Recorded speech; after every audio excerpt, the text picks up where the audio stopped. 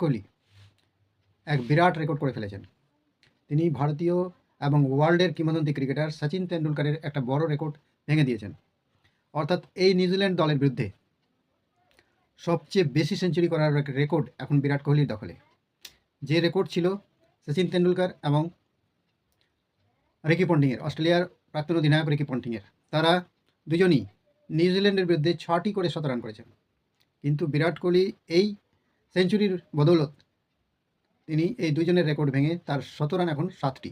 বিরাট কোহলি এদের রেকর্ড ভেঙে দিয়েছেন, অর্থাৎ তিনি এখন সবচেয়ে আগে। সব ফরম্যাট মিলিয়ে বিরাট কোহলির শতরান হচ্ছে 10 নিউজিল্যান্ডের বিরুদ্ধে।